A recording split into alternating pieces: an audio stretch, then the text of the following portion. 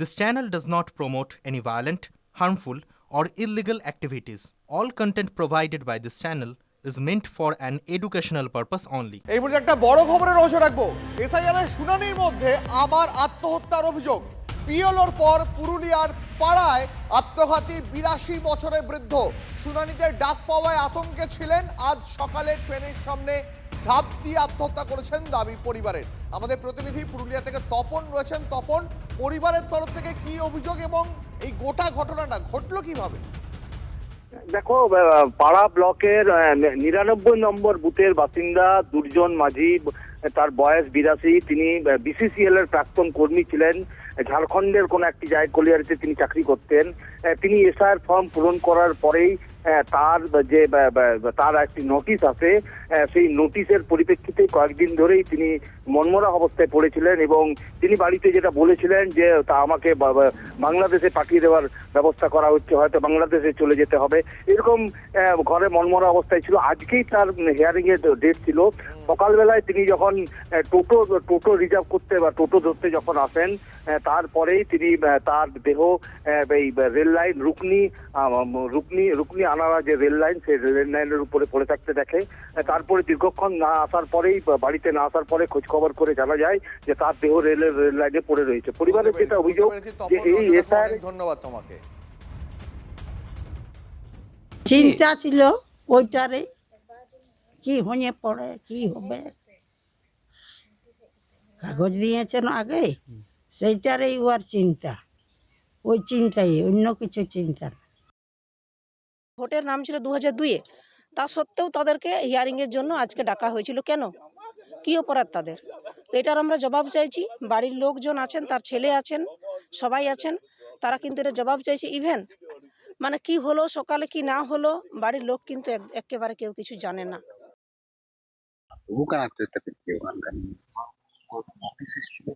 কিছু না ওইসব কিছু হলো রাজনীতি,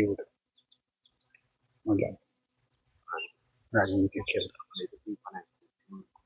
তৃণমূল রাজনীতি। ওই তো সভাপতি এসেছিল, আমাদের নেতাগুলো এসেছিল, পুলিশ এসেছিল, সব রাজনীতির খেল। ওটা নিয়ে কিছুই নাই।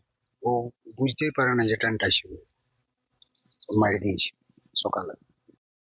পুরুলিয়ার পাশাপাশি একই অভিযোগ আসছে হাওড়ার আমতা থেকে। এসআইআর এর শুনানিতে ডাক, আতঙ্কে মৃত্যুর অভিযোগ। হাওড়ার আমতায় হৃদরোগে আক্রান্ত হয়ে জামাত আলীর মৃত্যু। শুনানির তলব পেয়ে আতঙ্কে মৃত্যু, এমনই অভিযোগ পরিবারের।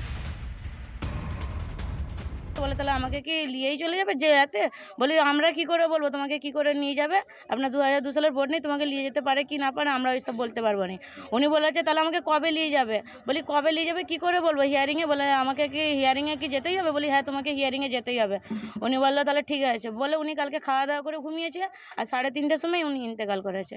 রাজ্যের দিকে দিকে এসআইআর এর শুনানি চলাকালীন প্রবীণদের ভোগান্তি। আজ সিইও অফিসে তৃণমূলের প্রতিনিধি দল। সেখানেই সিইও মনোজ আগরওয়ালের সঙ্গে তীব্র বাদানুবাদ তৃণমূল সাংসদ পার্থ ভৌমিকের। কেন, কোন প্রসঙ্গে জানবো। আমাদের প্রতিনিধি সৌরভ গুহ রয়েছেন আমাদের সঙ্গে। সৌরভ,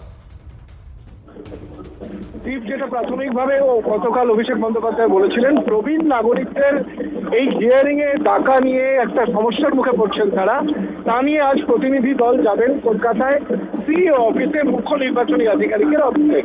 সেখানে কিন্তু প্রতিনিধি দল গিয়েছিলেন এবং যেটুকু আমরা সূত্রের খবর পাচ্ছি যে মনোজ আগরওয়ালের সঙ্গে রীতিমতো তীব্র বাদানুবাদ হয় সাংসদ পার্থ ভৌমিকের। এবং তিনি বলেন তৃণমূল কংগ্রেস যে বিভিন্ন দাবি দাওয়াগুলোকে তুলছে তা আপনি গুরুত্ব দিচ্ছেন না। এক, দুই, তৃণমূল কংগ্রেসের তরফে যে বিভিন্ন দাবিগুলো রাখা হচ্ছে তা দিল্লিতে নির্বাচন কমিশনের কাছে সঠিকভাবে পৌঁছে দিচ্ছেন না বাংলার দায়িত্বে থাকা মুখ্য নির্বাচনী আধিকারিক। সর্বোপরি প্রবীণ নাগরিকদের তারা যদি ভোট বাড়ি থেকে দিতে পারেন তাহলে হিয়ারিং কেন বাড়ি থেকে হবে না, এই ইস্যুতে কিন্তু সরব হন তৃণমূলের প্রতিনিধি দল। সব থেকে বড় কথা, মনোজ আগরওয়ালের সঙ্গে বেশ খানিকটা উত্তপ্ত বাক্য বিনিময় হয় সাংসদ পার্থ ভৌমিকের। সৌরভ, নজর রাখো আপাতত। ধন্যবাদ তোমায়। এই মুহূর্তে যে খবরে নজর রাখবো, অভিষেক বন্দ্যোপাধ্যায়ের নির্দেশের পরেই এসআইআর এর শুনানিতে ঢোকার চেষ্টা তৃণমূলের বিএলএদের। বাধা পেয়ে শুনানি কেন্দ্রে তুমুল বিক্ষোভ তৃণমূল কাউন্সিলরের। ছবি দেখাচ্ছি আপনাদের। কমিশনের বিরুদ্ধে স্লোগান চলছে সেখানে। অভিষেক বন্দ্যোপাধ্যায়ের নির্দেশের পরে এসআইআর শুনানিতে ঢোকার চেষ্টা তৃণমূল কংগ্রেসের বিএলএদের। বাধা পেয়ে শুনানি কেন্দ্রে তুমুল বিক্ষোভ তৃণমূল কাউন্সিলরের। কমিশনের বিরুদ্ধে স্লোগান। কোনো রাজনৈতিক দলের কোনো রিপ্রেজেন্টেটিভকে আমি সিআই কাজ করব। আমাদের ওয়ার্ডের প্রচুর মানুষ দেখুন লাইন দিয়ে ওখানে দাঁড়িয়ে আছে রোদের মধ্যে, যে তাদের এক বোতল জল লাগবে, একটু গিয়ে জিজ্ঞাসা করব, সেখানে যেতে দিচ্ছে না। কোনো অর্ডার নেই। মিডিয়াতে বলেছে কি আমাদের বিএলএ 2 থাকবে। পুরো পশ্চিম বাংলার মধ্যে চলছে এবং বৈধ নাগরিককে ইলেকশন সূচি থেকে বাদ দেওয়ার চক্রান্ত আমরা মানছি না, মানব না।